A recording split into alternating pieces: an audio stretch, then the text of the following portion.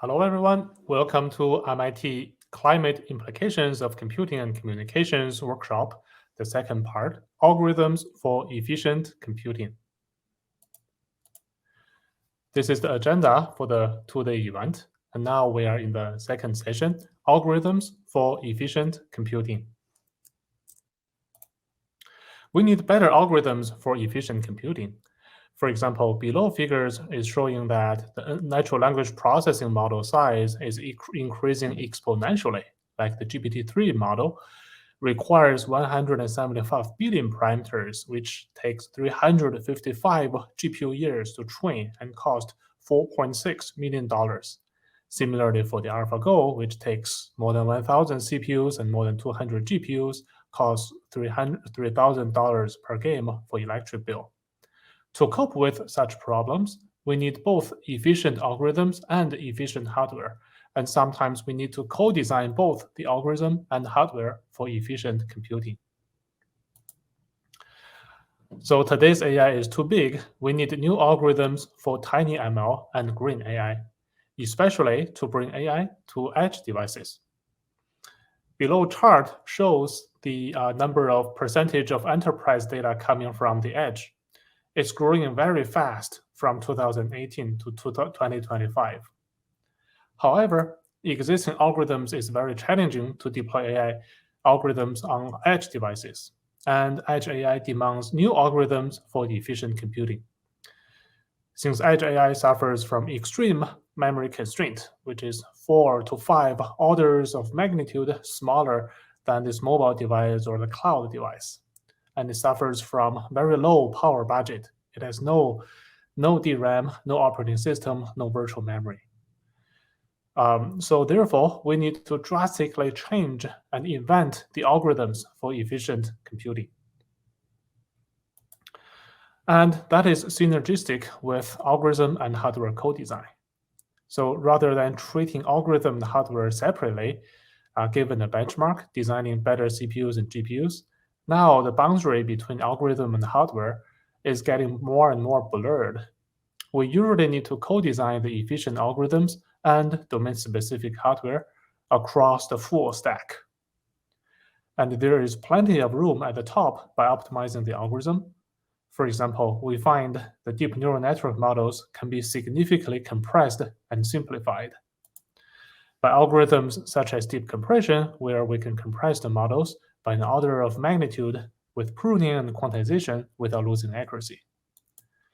Other ideas, algorithm ideas like once-for-all network can train 10 to the 19th networks at the same time to reduce the design cost when designing new neural networks, which can reduce the carbon footprint of AI when we are targeting different hardware platforms for deployment. We no longer have to train many times.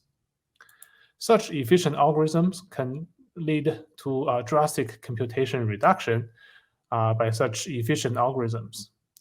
Across different AI tasks like object detection, segmentation, action recognition, etc., we can drastically reduce the computation required by such neural networks from 2 to 10 times to 12 times without losing any accuracy. Given the global shortage of silicon, it is very crucial to design new algorithms that require less computation but maintain the similar accuracy for AI algorithms. So here are some examples where we can deploy those complicated AI algorithms on mobile phones. This is a 2019 mobile phone using the Qualcomm CPU. And even more, we can even deploy those neural network models on such tiny devices, tiny microcontrollers that has only less than 1 megabyte of memory, and everything is running locally on the edge device. Using the new algorithm, we can enable real-time, low-power, low-cost inference of this complicated vision algorithms, such as person detection, and we can democratize AI to those low-cost, low-power use scenarios. So these are the motivations and recent trend for energy-efficient algorithms for energy-efficient computing. So next, let me introduce our speakers. I'll introduce Dr. Afghani. So Dr. Afghani is a senior director of Qualcomm AI Research. He leads the Qualcomm R&D organization in the Bay Area and is also responsible for developing ultra-low power embedded computing platforms, including always-on machine vision. He also serves as the chairman of the board of directors of the TinyML Foundation. Now let's welcome Afghani to give a presentation on the thoughts on the topic, including the related work at Qualcomm and TinyML. Thank you, Son, for the introduction. It is really a pleasure and a privilege to be here. I think this event is super important and super timely as we develop more and more computing capabilities, as we are kind of digging deeper into the data-driven world. I think we need to be mindful. How do we rationalize this? How do we use our ML techniques and approaches to do it in a very energy efficient way, with as less harm as possible to our environment? I think this is very important because, as many of you know, these days IT industry and ML produces more carbon footprint than the airline industry already. This is completely insane, and I think we are at the very beginning of this data-driven world, and I think we really need to start thinking about this now and act now. Again, my name is Evgeny Gusev, and hello from the Bay Area, California. I am representing TinyML Foundation here as the chairman of the board, and also I'm from Qualcomm AI Research. And today we'll be introducing TinyML because I strongly believe that TinyML is a solution to some of these problems, because as we're doing more AI, as we're doing more machine learning, again, we need to think how we do it at the extreme energy efficient manner, and that's what TinyML offers.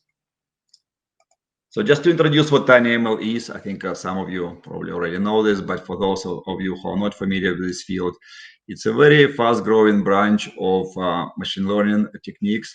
And what it actually does, it enables machine intelligence right at the boundary of the physical world and the digital world. So by having this TinyML capability inside of this transducer type of device, which is typically composed of a sensor, some kind of analog to digital converter, and the MPU with algorithms, TinyML algorithms running here, one can extract information from the physical world and do it in an extreme energy efficient manner.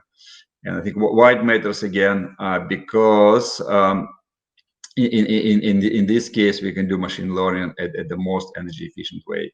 And there are some side benefits like latency, no connectivity issues, and kind of it's a privacy way. But for this specific discussion, I think it's the most energy efficient way to generate data and digest data and make it actionable from the physical world. And when I say the most efficient, we are talking about like a factor of 100 better than the state of the art. And that's obviously a huge deal. And I'll show some examples in a moment. So that's kind of the message here. So why is it so important? Because, as I said earlier, we all live in a data-driven world. So data is a new electricity. We'll be producing more and more data. If you look at the data sources, only 1% of the data is on the cloud, about 4% on the edge. But the vast majority of the data is in the physical world, 95% of the physical world. And that's kind of where TinyML shines, because TinyML allows to extract data from the physical world. The data comes from all kind of sources, all kind of sensors, and then really make them meaningful again. And we are at the very beginning of this revolution, where we'll kind of get all this real-time data from all these sensors and devices around us in a metaverse or any kind of other type of verse. And we really, again, need to be mindful how we do it. And again, TinyML offers a solution to do it in a low energy, low carbon footprint, and low cost type of manner.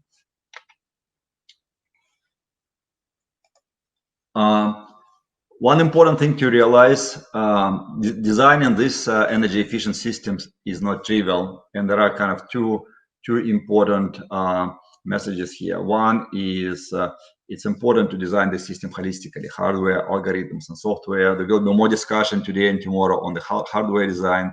I think for this specific session, algorithms are very important. And when we're talking about algorithms for this extreme energy efficient machine learning and artificial intelligence, one should keep in mind that everyone these days is talking about neural net type of algorithms, but we should not ignore kind of the old-fashioned classical machine learning and computer vision and other type of algorithms, like, let's say, random forest or other type of classifiers, cascade classifiers, and so on, because quite often those old-fashioned algorithms are actually much more efficient than the neural net type of algorithms, and they also allow to get the results kind of in a more efficient manner. Again, especially when we talk about the energy efficiency and impact on the environment and the carbon footprint, I think we really need to be mindful about those. We need to look at the whole system holistically, do a lot of optimization. Basically, every penny counts here.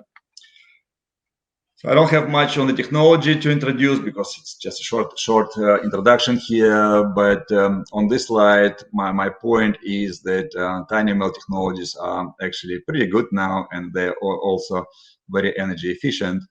And we see more and more enhancement coming in the near future. I mean, in hardware, I assume it will be also discussed today and tomorrow. There are new technologies coming like compute in memory, analog compute, neuromorphic. All these technologies help to save energy. All of these technologies help to save carbon footprint. On the algorithmic side, as again, this session, as Son mentioned, there are some already known techniques how to make models smaller by using quantization, compression, pruning, and just designing your networks from ground up using neural architecture, such type of techniques. And you can do it in a very energy efficient way, typically a factor of 10 or even 100 better than like a conventional cloud-based approach. And this is a huge deal. And then on top of this, we see more technologies on the horizon that will help us to improve it even further. Just in one example, there are tons of examples in the industry. I'll just show one example. That's what we do at Qualcomm.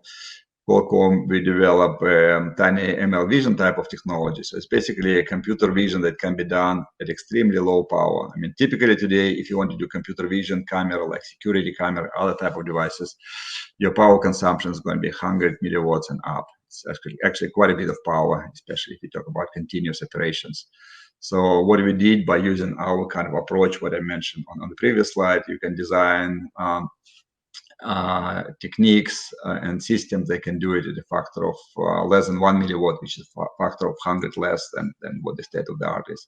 And this is again a huge deal when we talk about these devices being everywhere and producing data. I think we really need to think about this from the energy efficiency perspective. And again, this is huge in terms of improvements we can do with TinyML technologies on the algorithmic side by kind of designing these very small networks, very small algorithms, and also from the kind of overall system design perspective, including dedicated hardware that will be addressed at the next session. And this is kind of my last slide there. So TinyML community has been growing like really big time because I think it's so like the right technology at the right time to tackle the right problems there, including problems with the environmental impact type of problems. So, and to me, the way I think about this, it's a triangle. We have the technology, we have the talent, and we have the impact. So my kind of pitch here and my punchline here is, so the technology part, the technology corner actually mostly belongs to the industry. That's kind of the industry. Some also research in academia, people develop all these technologies. Most of the talent is on the academic side, in the research organizations. By combining these two forces together, we can really amplify the impact. And the impact from this type of energy efficient machine learning techniques can be humongous in terms of commercial impact, in terms of social impact, in terms of AI democratization, data ownership, reducing carbon footprint, and so on. And it's going to be massive and transformational. Again, remember, we are at the beginning of the kind of data-driven world revolution, and we really need to think how do we extract and how do we use this data in a very meaningful, very energy efficient way, so we can protect our nature and the environment and the climate. We shouldn't think that like, hey, if I want to train a model, I can go to the cloud and the cloud is free and I can use it basically with no limit. I don't think that's the right mindset. We really need to think about like when we use our models to do things, how do we impact the environment there?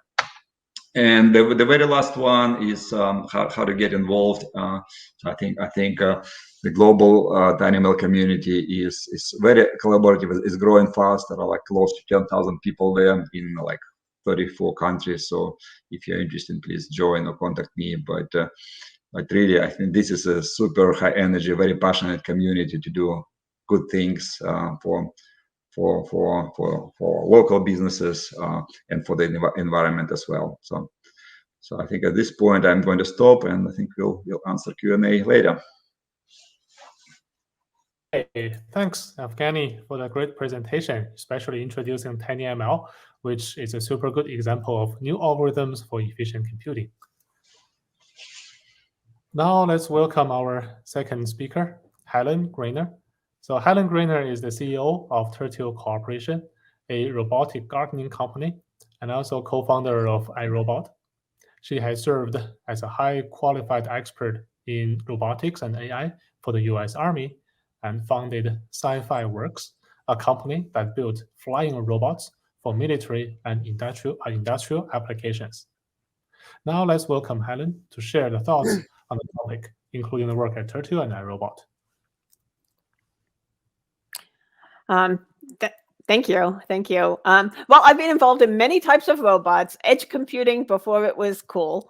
And what do they have in common? Well, you got a downhole oil robot. You've got a robot that autonomous underwater vehicle that uses buoyancy control, a robot baby doll, a tactical mobile robot, a robot drone, a flying robot, a large cleaning robot, a small consumer cleaning robot, and now a weeding robot. And what they all have in common is that they all have to source the power or get the power from batteries on board. So we don't have the luxury of plugging into a wall socket.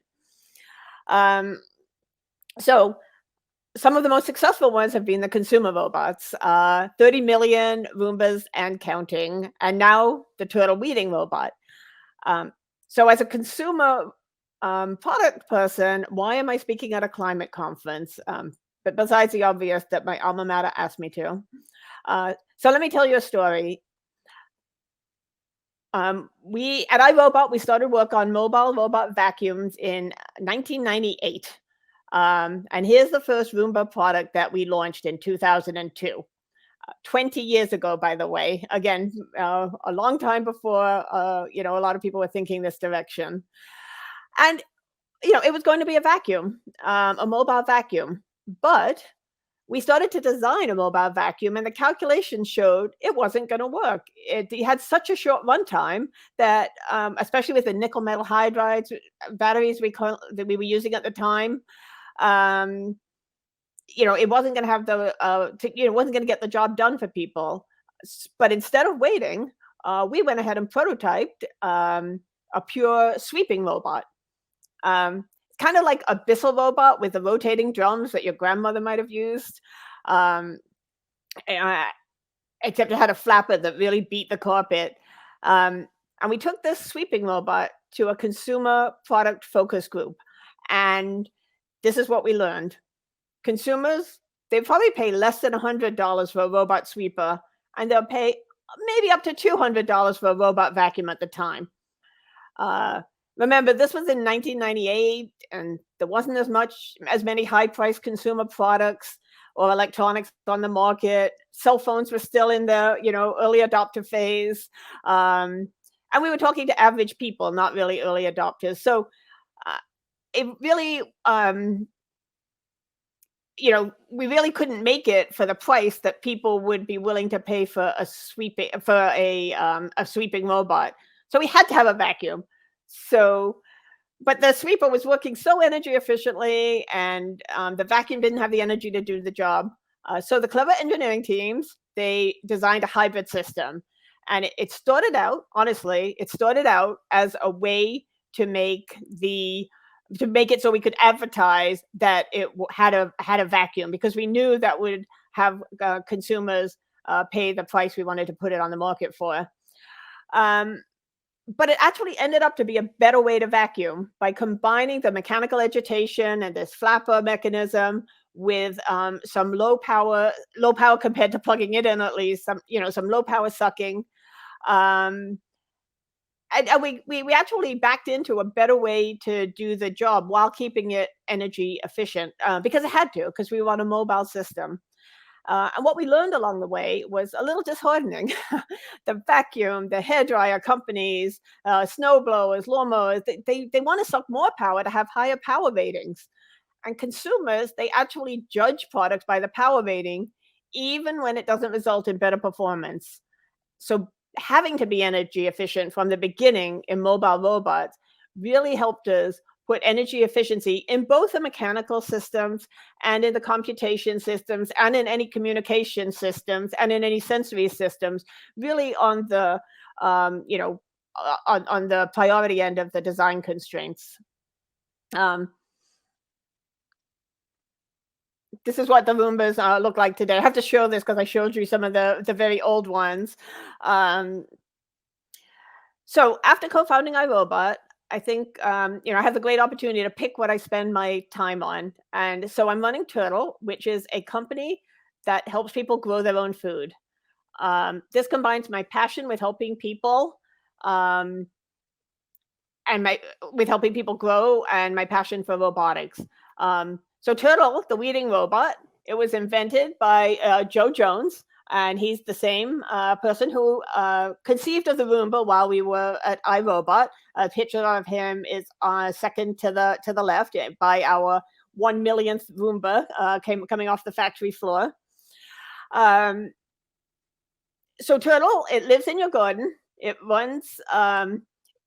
It runs all the time, and it prevents weeds from taking root. It's kind of like a little Roomba for your garden, and it prevents weeds with its spinning scrubbing wheels. And if a weed dares pop up its head, you go off with its head with a little spinning weed whacker. But it goes even further in energy efficiency than the Roomba. It uses solar power to run for the entire growing season. So it makes it a green device, not just the color. And I'm going to caveat that by saying there's a lot of environmental impacts with the mining for materials, with disposal, which Turtle, iRobot, and all the consumer product companies will have to better deal with. But it, you can for years at a time, the Turtle's running on solar power, so you never have to give it a charge. One of the main reasons I didn't grow my own veggies while taking iRobot from startup to IPO is that I didn't have time to weed. Visiting a garden that has weeds, it's not a Zen experience. It's a weedy mess. It makes you feel stressed and worse. So at Turtle, our goal is to make it easier for people to have that great experience of growing their own vegetables. And our audacious goal is to impact the world's food supply through promoting not just farm to table, but backyard to table. The mass importing of food has made, everything's picked so early, it loses its nutrients. You certainly don't get that vine ripe flavor that you get when you grow it yourself. The transportation it takes it creates pollution. The single-use plastics people, stuff 3 avocados in and then throw it away or recycle. And the pesticides that Big Ag uses, terrible for the environment. So, we believe by making it easier and more rewarding to grow your own food, it's going to benefit people and the planet. So tying it back to the conference, when you design these edge mobile systems, you have to worry about the algorithms, certainly, but also the physical power that the device is needing to do its work, the communication systems, and the sensory systems. Thank you, and I look forward to answering any questions. Okay, thanks, Helen, for the great interesting presentation. Now let's have a panel session with Evgeny and Helen to discuss the future of these efficient algorithms for computing. All right, so what do you think are the key partnerships across the industries, such as the robotics versus the silicon chips, that you envision being the most critical to increasing the adoption of such more efficient algorithms? Yeah, that's a very good question, Son, because I think to me, as I said in my presentation, designing such system require really kind of a holistic system level approach. I think Helen showed a great example. I mean, you have a use case either kind of at home or in your garden. So when you think about this, you really need to think like what problem you're trying to solve there, right? And then specifically to answer a question on the silicon versus kind of the product thing, obviously you need to be aware of the capabilities, like people who design iRobots, they really need to know what silicon is available, what kind of machine learning capabilities you have there, what kind of roadmap you have there, so you can kind of design your system for your use case, and then kind of implement the best algorithms there. So I think to me, this kind of collaboration between the end users, whoever they are, and people who develop silicon systems and algorithms who run on these silicon systems are really crucial, because I think today we see kind of more things at the bottom. So we have people developing technologies, like a lot of, you go to any conference, I think you know this very well, you go to CVPR, NIPS, and other thing, you see like thousands of presentations on algorithms. But I think the link between what people do in the algorithmic world to the end user case, I think that link needs to be strong, in my opinion. But this is very, very important. I agree with that wholeheartedly. The cooperation we've had to have with the chip manufacturers, people who are making the silicon, et cetera, has really driven the field forward. Also with folks who are making the underlying systems for sensors. Some of the third-party open source, the Open Source Robotics Foundation, RoboMaker that AWS is doing, the work that NVIDIA is doing, making it so people that want to build a new type of robot don't have to start from scratch and reinvent the wheel. I don't think those guys are necessarily prioritizing energy right now, though. So I love to see what Qualcomm was doing to make the smaller, hopefully cheaper systems energy efficient. No, I think that's a great point, Helen. Just to follow on this, I mean, there are two parts to answer this. One is on the Qualcomm side. I think Qualcomm historically, we've been super sensitive to energy consumption, because I think from our product, which is a smartphone, you have a limited battery there, right? You want to make sure whatever you develop there is the best energy consumption and use cases and so on. So I think definitely Qualcomm, and that's why you see some products on the market now, for example, like laptops with Snapdragon processor, they last like very long time, because that's kind of the way we design it. It's different mindset. It's highly integrated, highly optimized.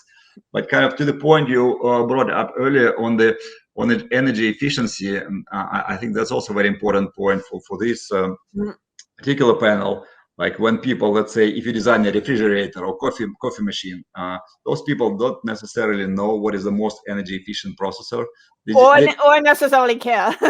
Yeah, they don't care, right? But I think on the care side, I think we see more, because I think like when we Qualcomm talk to our customers, let's say appliance type of people, appliances they plug to the wall, and like when you ask them like, hey, why do you care about like this 10 milliwatts, 20 milliwatts? And for them, it's about the energy rating. Like they have to put the star, whatever energy star on their product. I think for them, kind of being green is becoming more and more important. But I think for them, they really need to know what technologies are available, including silicon, to make their products greener, even like what it is today. I think we're at the beginning of this. Again, what do we see? Yeah. I was just going to say that we do need that. We do see people starting to care. But one thing, in robotics, there haven't been as many wonderful robot successes as I'd love to see, especially on the consumer side. And it's almost like you got to prove the use cases first, even to get the chip makers interested, right? Yep. And if there was a way to make that, bypass that to have programs to get some of the more energy efficient, the newer chips into, prototype robots. That's why, I just absolutely love the work that AWS, the Ross Foundation, NVIDIA, and all those companies are doing just to get people so they can prototype quicker, so they can try out an idea. Because unless we show the use cases are going to work, the chip companies aren't going to bother with the robot products. They're going Yeah. to stick with the, the more stationary products. Definitely very good point. I think to me it's a two-way street, because what we see, definitely you need to prove the use case first and then kind of get the silicon for this. But I think what we also see when we talk to our customers, when you show them silicon and algorithms with new capabilities, that kind of drive them to think about new use cases and new capabilities. Like, for example, we've been talking to some of the toy companies, right? And for toy companies, if you have a processor that runs on like 50 milliwatts, it's a no-go, right? But if you show them, hey, you can have this type of use case that is capable of doing like at 1 milliwatt, that changes the kind of the way they think about this, because all of a sudden you can move from the wired type of device to battery operated type of device, and it opens up a lot of kind of opportunities in terms of new use cases, new things. I think so. My point there really is kind of, it goes both way. Education, like people from the use case tell what is needed, but then people from the silicon and algorithm side, they need to educate end users like what is possible. And sometimes this kind of connection is not as strong as we want it to be. Yeah, and this is a perfect example of the application algorithm versus the silicon hardware co-design, where we understand both the need from the application side, the robotic side, and what is capable on the silicon side, and new features that can be provided at a low power and low cost. Yeah. I'll put up my hand and say, robot people need them. Yeah. So, what do you think some of the barriers preventing such partnerships, or you have suggestions or incentives that would further break the boundary between the application and the silicon and overcome such barriers? So I see the biggest barrier in getting the newer chips into the robot space is, just a massive market for cell phones, and these chips go in and out of service so quickly beyond the time frame of building a robot, which makes sense for the cell phone industry that's going on 6 months or less cycles. But we need long-term support, we need long-term availability, we need to know that any chips are going to be around for quite a few generations, because our robots are going to be in the field for a long time.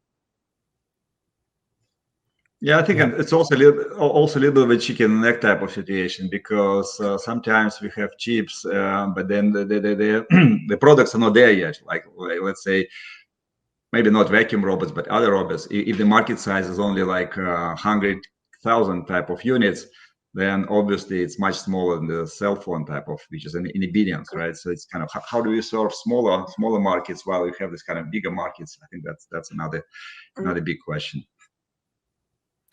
Yeah, so we talk about this industrial collaborations between different sectors. What about industry and academia partnerships?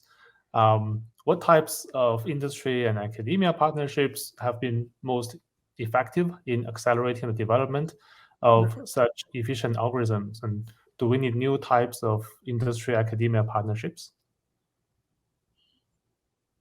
I think that the industry academia sometimes comes through government research funding. For example, there's been a lot of robot programs that DARPA has sponsored, from the grand challenges to now the underground, the urban challenge, now the terrain challenges, where not just universities, but industry participates, or industry spins the technology out of those programs into robots for the real world. Yeah, I don't think we need to have any new ways of partnerships. You just need to have more of them, and really academic people to, just like your team, so on, drive really kind of new approaches that people don't know today, like this neural architecture search type of techniques, or other type of techniques, and maybe also kind of in the future develop algorithms that will be less dependent on data sets. Because like today, if you talk about developing energy efficient algorithms, you really need to think about like, hey, where do I get the data sets? And do I worry? I think if there are ways to design algorithms with less dependency on the data set, that will democratize, I think, this AI or ML big time. Yeah, definitely. Data set dependent. Mhm. I believe very strongly in the industry academic partnerships. iRobot itself was somewhat a spin out of MIT, the Artificial Intelligence Lab, now CSAIL, and we wouldn't have existed without without being able to spin some of the big technology out of MIT. Yeah, for that, Alan, would you like to share some of the key like takeaways from this experience from academia to the spin-off and such a successful startup that is spin-off from MIT? What is the key takeaway, the key lessons? And That's a whole different talk. But I think in a nutshell, we had to learn to go away from like wanting to get the absolute latest and greatest, the most advanced processor that usually was more expensive, and really make sure we're designing with cost as a huge priority in the system, and energy is a huge priority, because at the end of the day, the robots have to do a job for somebody. And I like to say robot demos are a dime a dozen. Robot products are very infrequent and very valuable. So I like to support any companies that are actually focused on real practical applications for robots around the home and elsewhere. reducing the cost, reducing the energy. That's a very good point. All right, let's span the picture a bit broader. So decreasing the energy consumption is obvious benefit for the benefit of more efficient algorithms. Are there other environmental or social benefits that is broader than we have discussed so far, beyond the robotics, beyond home, beyond citizens? What are the broader environmental and social benefits? Yeah, I think so. And I think very broadly, there are two aspects of this energy efficient compute. One is how do you design systems and algorithms that consume less energy, right? That's kind of one, because we'll be kind of doing more data processing in the future as we kind of dive into this data-driven world, metaverse, or whatever we call it. But then we can also use these systems that we design to do something outside. Like we can deploy this system, let's say here in California, these tiny ML devices in forest, and they can act as early detection of forest fires, for example, right? So, and that can save also us on the carbon and so on. So basically, kind of there are two aspects of this. One is the compute itself, but then the use of these compute devices to do good things. And there are many of this specifically for the environment and climate change. Like, for example, we have a project with Arizona State University. They're designing a system to monitor extreme heat and extreme sun, because I think in Arizona it's kind of it's a big issue there, and actually in California too. So these type of examples are actually going to be more and more powerful in the future. How to use technology to monitor, to detect, to act in this extreme environment and generate less carbon. So I think I already covered a bit of this in my talk, but the turtle is helping people grow their own food, which gets rid of a huge chain of things that have to happen to get a fresh avocado to your doorstep. Maybe not avocados here in New England, but fresh tomatoes to your doorstep. There's a lot of shipping and pesticides and other things that have to happen. Some of the other robots I've built, the tactical mobile robot, they were credited by the Pentagon with saving the lives of dozens of soldiers and thousands of civilians in just one conflict, and they've gone on to do even more.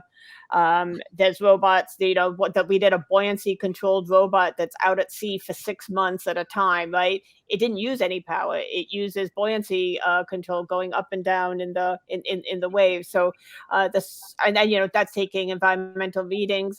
They were used in the Gulf when there was a deep horizon oil spill. So our robots went into Fukushima to look for radiation center. I mean, the list goes on of all these wonderful ways the robots have been involved to make to help the climate and people.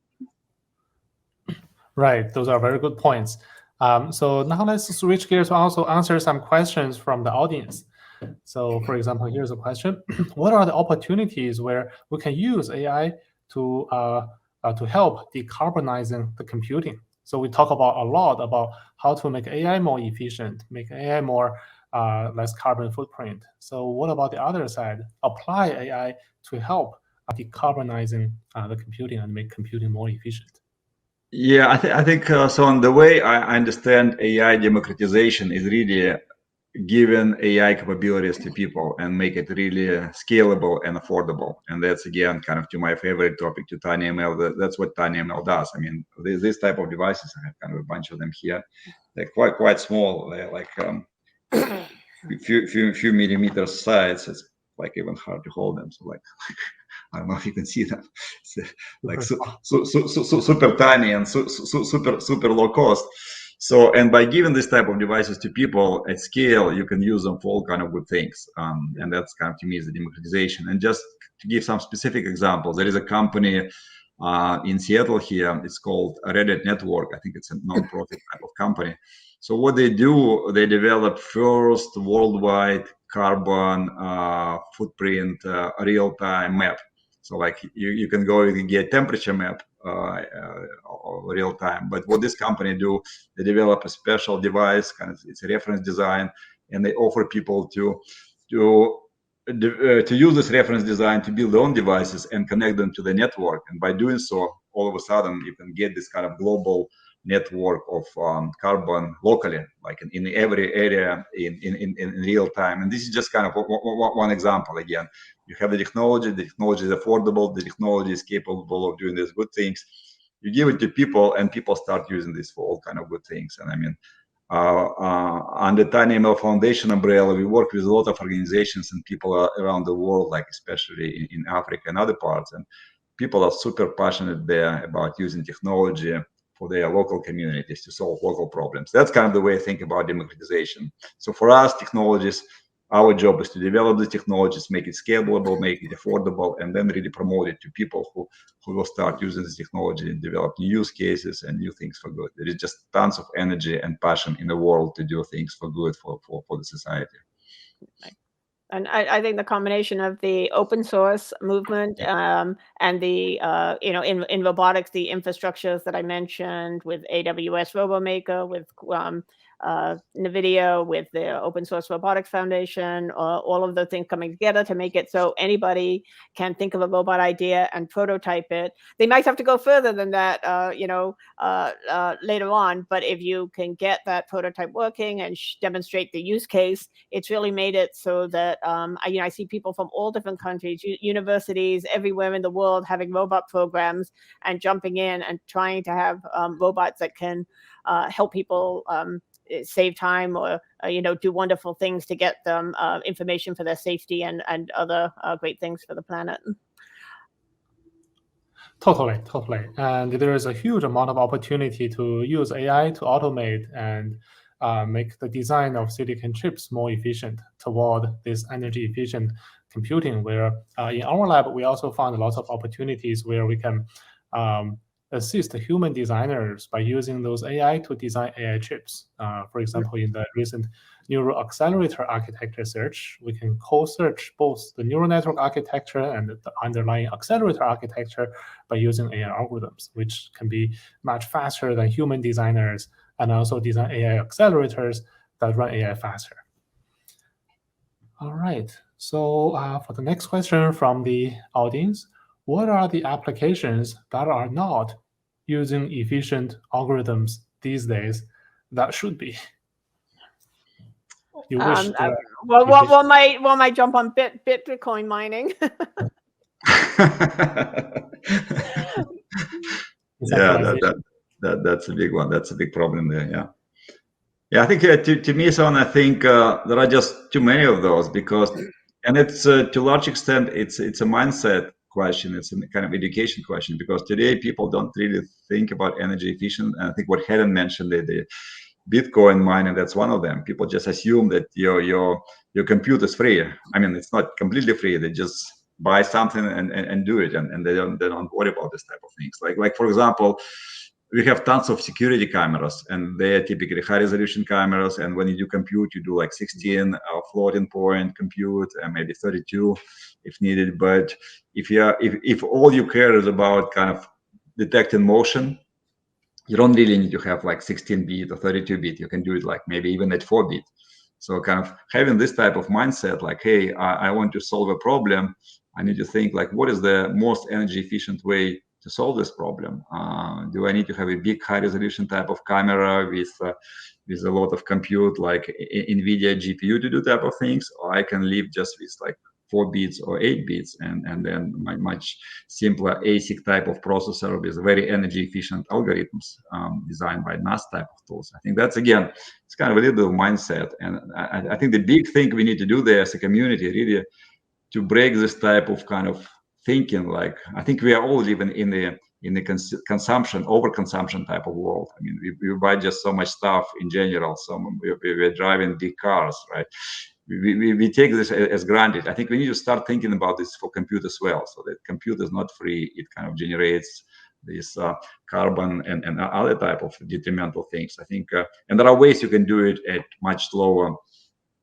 I think a good analogy would be like, we used to drive SUVs like 15 miles per gallon, right? Now, when the Prius came, it became so popular because people like wanted to drive it like 40 miles per gallon. So maybe you can start thinking about this compute too, like give people the capability and option. You can drive it this type of compute engine, a GPU, or you can do it in a more energy efficient engine. I think the good thing also, the big companies like Google and the cloud companies, they start thinking in this direction too, kind of using more efficient servers for their computes as well. Right. So I think companies are going to change based on cost. If things are cheaper to do another way, they're going to invent ways to do it at the lower price point. But I really believe until companies have to pay for the environmental impact that they have, things won't significantly change. And I don't just mean oil companies or gas companies with carbon credit and paying for carbon pollution and stuff, but companies that make single-use plastic waste, all those things. Like we really, like, the solution to me is you have to have companies and thus consumers pay for the environmental impact of the products.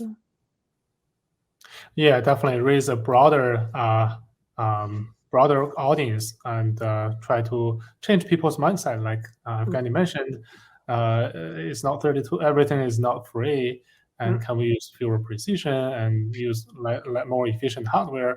And there's usually plenty of room at the top by changing the algorithm and better utilize existing silicon chips. Especially recently, we suffer from this shortage of silicon chips. And it starts with the students, right? Students at the universities, what they choose to study, where they choose to go and get jobs. If they have that in their mindset, I want to go to a place that's trying to do good for the world. And I think that's happening more and more, not just in computation, but in other areas. Yeah, excellent point, Helen, because I think in 5-10 years, these people will be future engineers, right? And I mean, they are going to be growing up with this type of mindset. I think like in the TinyML world, just an example, we have an EDX class done with Harvard. And in a year, this class, we had like 70,000 students enrolled in this class. So can you imagine, like in several years, this 100,000 people will be in the workforce, and they will be kind of using this type of techniques, energy efficient techniques they learn today, and energy efficient hardware they learn today. I think this is super important to start as early as possible, maybe even like from high school, so even like even sooner. Yeah, I totally agree with Evgeny. Actually, back in 2019, I think both our lab and Qualcomm participated in the awesome competition organized by Google for TinyML for visual vehicles detection. At that time, the question is, how do you recognize people with only 256 kilobytes of memory? At that time, we are using like desktops, but 256 seems pretty small. But we just continue working on this area and find 1 year later, we push it to 128 kilobyte. And in last year, we pushed it further to only 30 kilobyte by designing new algorithms, model compression techniques, neural architecture research techniques. So to me, this is like a blue ocean where if we have the mindset to continue to pursue that direction, there is plenty of room for us to keep the innovation. Yeah.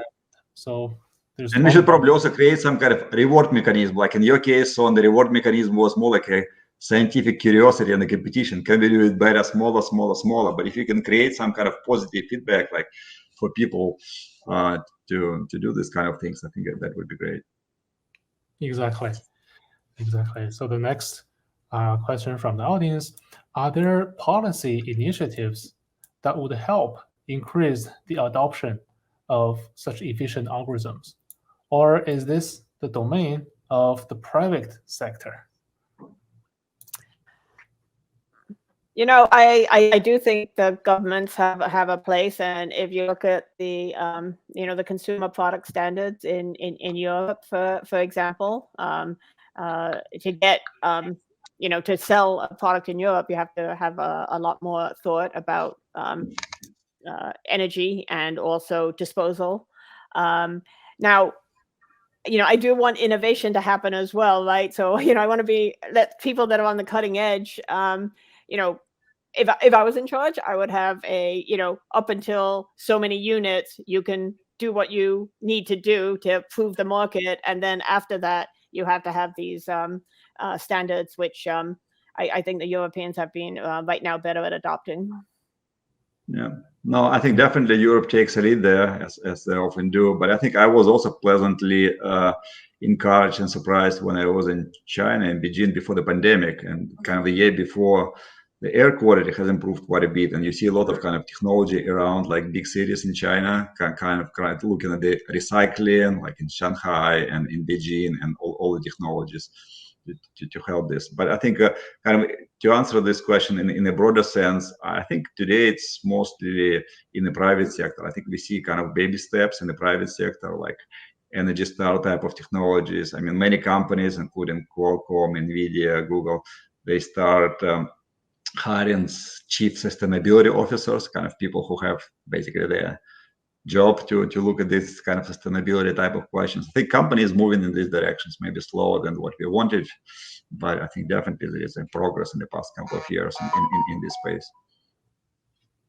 Yep, exactly. So combining the market and also the government will be a better idea. So the next question, which motivates companies more? The pain, which is in terms of the immediate costs and penalties to their systems, or the benefits, for example, consumer approval and great efficiency that works only over the long run. Is it the pain versus the benefit that can better motivate us to build more efficient systems and algorithms? I think it's really both, and it sways depending on what stage of company you're at. The pain, in the longer term, you have the opportunity to look at the longer term more once your product's on the market and you're getting all the great sales and you're working more on the brand image, etc. But getting that initial product on the market is very, very tough. And sometimes you have to get it out there to make sure it's doing the job for people, and then scale up. And then scaling up includes the great efficiencies for the consumer approval. Yeah, I think that's definitely my experience too. I think it starts usually with solving pain points. Like you talk to your customer, you figure out what their pain points is, you provide a solution, and then you kind of build on top of this. Right.